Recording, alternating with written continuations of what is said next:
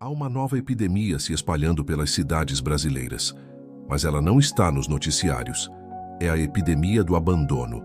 A cada dia, mais pessoas dormem nas ruas, não por escolha, mas por esgotamento. A crise, o desemprego, o vício, a falta de saúde mental, a violência, tudo converge para o mesmo fim: a calçada. E quando a rua se torna o último endereço, a sociedade vira o primeiro carrasco. O morador de rua não é visto como alguém que perdeu tudo. É tratado como quem nunca quis nada. E é assim que o sistema se livra da culpa, transforma vítimas em culpados. De dia, o sol castiga.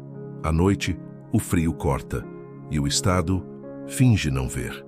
De tempos em tempos aparecem planos, programas, projetos, palavras bem embaladas, com slogans que soam bonitos no horário eleitoral. Mas a verdade é dura.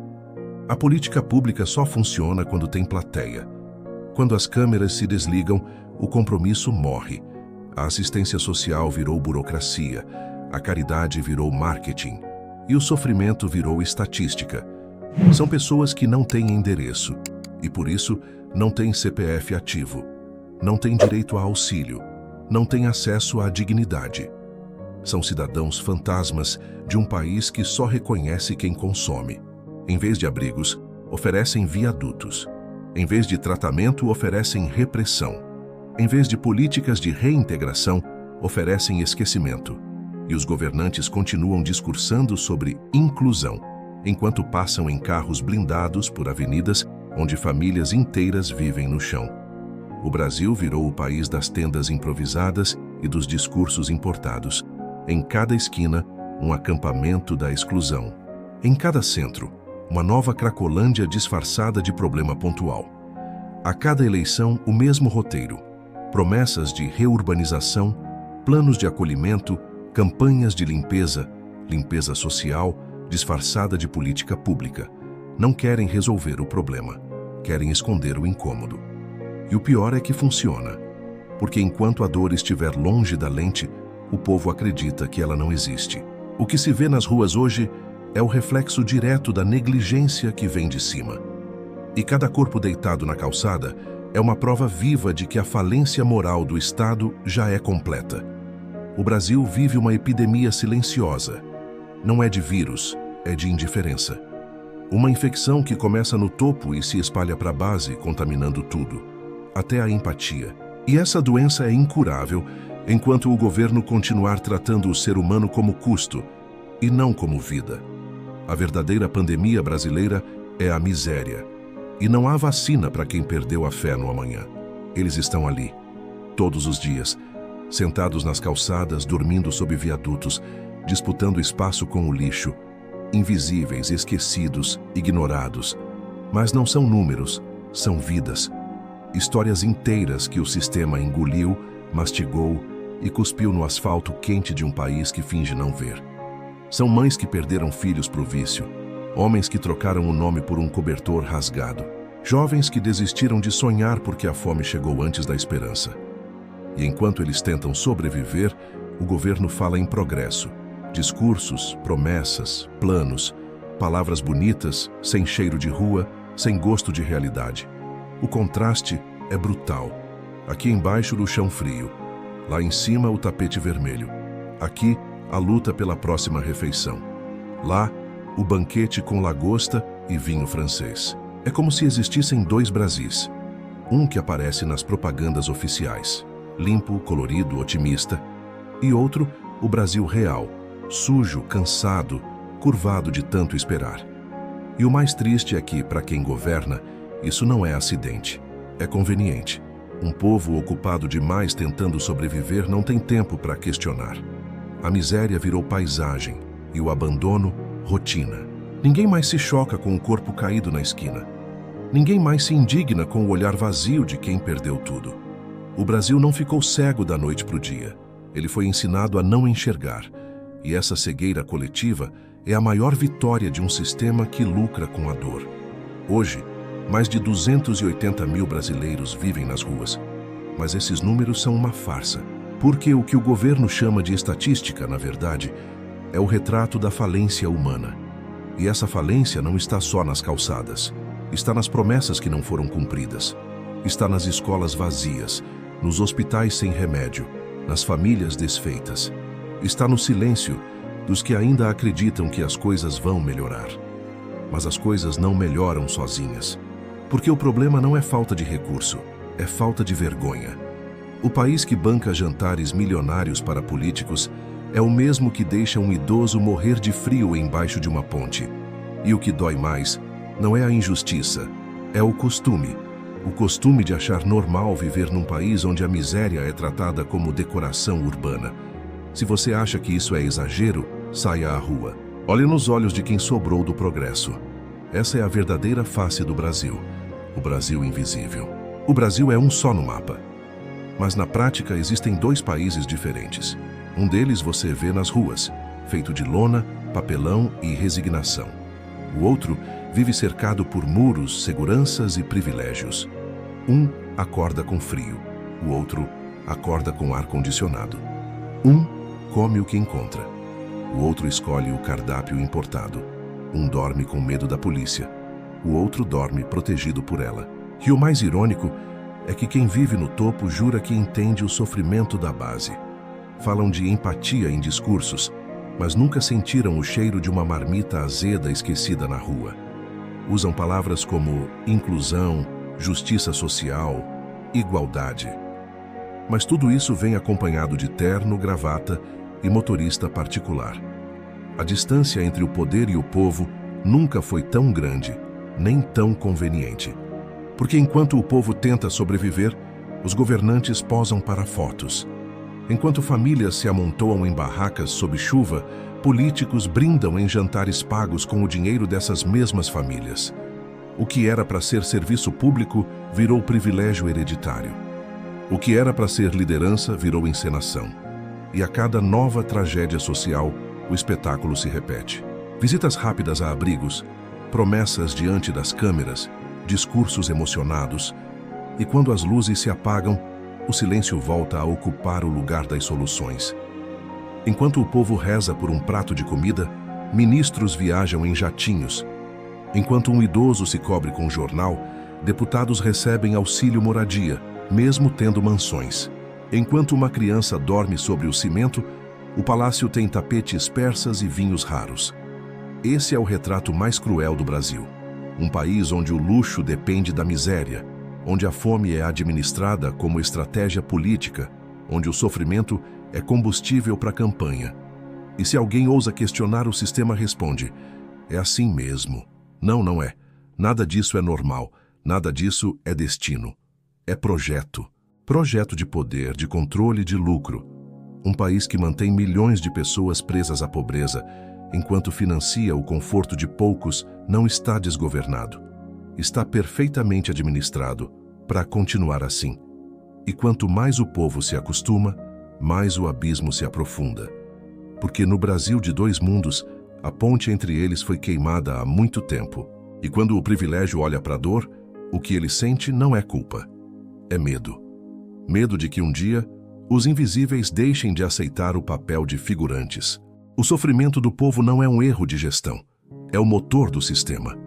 Um governo que quisesse acabar com a miséria já teria feito. Porque o dinheiro existe, a tecnologia existe, a capacidade de resolver também. O que falta não é solução. O que falta é interesse. Porque um povo com fome é fácil de manipular. Um povo com medo é fácil de controlar. A pobreza é a coleira mais eficiente já inventada. O pobre depende, o dependente obedece. E enquanto a elite discursa sobre solidariedade, ela alimenta o próprio privilégio com o sofrimento alheio. Não é coincidência que as políticas sociais sejam desenhadas para aliviar e nunca para libertar. Dão o mínimo possível para manter o máximo de controle. É o mesmo roteiro desde sempre. Quebram o povo, criam o caos e depois oferecem o alívio, como se fosse salvação. E o povo agradece. Agradece a quem o mantém preso. É o truque mais antigo da história. O opressor disfarçado de protetor. Um governo que realmente quisesse ver o povo livre ensinaria educação financeira, mostraria como sair da dependência, criaria oportunidades e não esmolas. mas liberdade não dá voto. O que dá voto é a carência. E quanto mais dependente o povo se torna, mais seguro o sistema fica. É por isso que as políticas públicas são desenhadas para manter o problema, nunca para resolver. A miséria virou produto e o político, vendedor. Vende esperança em época de eleição, vende medo quando precisa se manter. E vende culpa quando o povo começa a acordar. Enquanto isso, ONGs superfaturadas e projetos fantasmas consomem bilhões e entregam relatórios bonitos, mas nenhuma mudança real. Cada morador de rua é um lembrete vivo de que o Estado fracassou e, em vez de curar a ferida, o sistema cobre com propaganda. O Brasil é um país onde o governo lucra até com a dor. Quanto mais sofrimento, mais dependência. Quanto mais dependência, mais poder. E assim a roda gira, perfeita, silenciosa e cruel. O sofrimento do povo é administrado como empresa e o lucro é a submissão. O sistema não precisa esconder a miséria. Basta fazer o povo se acostumar com ela. Quando o sofrimento se torna parte da paisagem, o caos deixa de chocar. A indiferença virou anestesia nacional. Passamos por corpos deitados nas calçadas, como quem passa por um poste. Olhamos, mas não vemos. Escutamos, mas não ouvimos. Reclamamos, mas não mudamos. A dor do outro virou ruído de fundo. E enquanto isso, seguimos postando sorrisos, selfies, gratidão e fé em Deus nas redes sociais. É mais fácil filtrar a miséria do que encará-la. O brasileiro aprendeu a sobreviver no caos, mas esqueceu o que é viver. As telas nos distraem, o consumo nos anestesia e a pressa nos impede de sentir.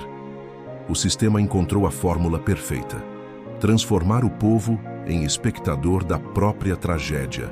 As pessoas assistem à pobreza como se fosse novela, compartilham vídeos de rua, se chocam por alguns segundos e depois voltam a rolar o feed como se nada tivesse acontecido.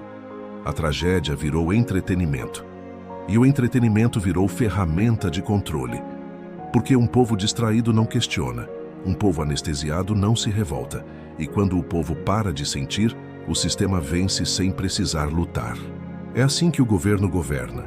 Não com armas, mas com distrações. O pão e circo modernos vêm em forma de memes, novelas, futebol e promessas. Enquanto todos discutem nas redes, ninguém percebe que o país afunda no mundo real. A tecnologia nos conectou, mas nos desconectou da realidade. E a empatia, que um dia foi natural, hoje parece um luxo. O sistema não precisa mais censurar, basta nos manter entretidos. E o resultado está aí.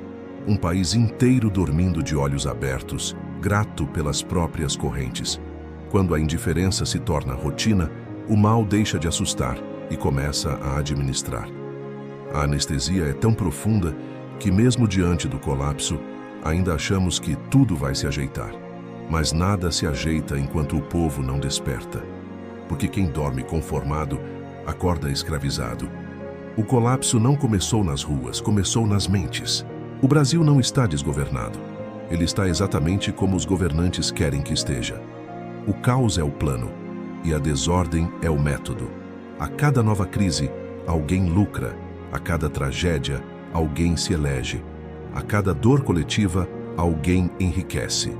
O que parece incompetência é, na verdade, eficiência na manipulação. O sistema aprendeu que o povo com medo é mais fácil de dominar do que o povo livre. Por isso mantém todos no limite entre o desespero e a esperança. Nem famintos o bastante para se rebelar, nem satisfeitos o bastante para relaxar. Um país sempre à beira do abismo, mas acreditando que agora vai. A verdade incômoda é que o sofrimento dá lucro. A pobreza é o combustível da política. A ignorância é a fortaleza do poder. E o povo, anestesiado e ocupado demais com o próprio cansaço, virou massa de manobra. E pior, massa voluntária. Cada vez que aceitamos a miséria como normal, assinamos o contrato de submissão. Cada vez que dizemos, é assim mesmo, reforçamos a prisão. E enquanto continuamos acreditando que o inimigo é o partido, o vizinho ou o outro lado, o verdadeiro inimigo segue invisível, controlando o tabuleiro, trocando as peças e rindo da briga entre os peões. A elite não teme protestos, Teme consciência, porque consciência não se cala, e consciência liberta. Por isso, o sistema investe bilhões não para esconder a verdade, mas para te distrair dela. E quando o povo acorda, eles mudam o nome da mentira e recomeçam o espetáculo. A verdade incômoda é essa: a miséria é o projeto mais bem-sucedido do Brasil, e o povo é a engrenagem que mantém a máquina girando. A fome é o freio, o crédito é a coleira. O entretenimento é o anestésico, e a ilusão de democracia é a vitrine. Um país que elege os mesmos rostos e espera resultados diferentes não está votando. Está apenas apertando reiniciar, num jogo que sempre recomeça com os mesmos vencedores. E enquanto isso, os corpos seguem nas calçadas, as crianças seguem com fome e os discursos seguem iguais. O verdadeiro colapso do Brasil não está nas ruas, está no que o povo aceita. Porque o dia em que o povo parar de aceitar, o sistema desaba. Mas até lá, os donos do tabuleiro continuam jogando, e o povo continua acreditando que é parte do jogo. O sistema não tem medo do seu grito, ele tem medo do seu silêncio consciente, porque o grito se esgota, mas o silêncio que pensa transforma. O Brasil precisa de mentes despertas, não de vozes programadas, porque quem desperta não volta a dormir. A escolha está diante de você. Você pode continuar aplaudindo o mesmo espetáculo, rindo das mesmas piadas, acreditando nas mesmas promessas e repetindo as mesmas frases prontas que o sistema te ensinou a dizer. Ou pode escolher ver o que eles tentam esconder.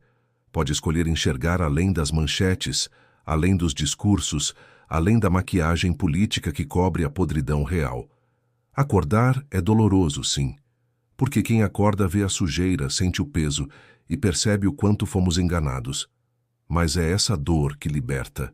O conforto da ignorância é uma jaula dourada, e a liberdade é o primeiro passo para reconstruir o que nos tiraram.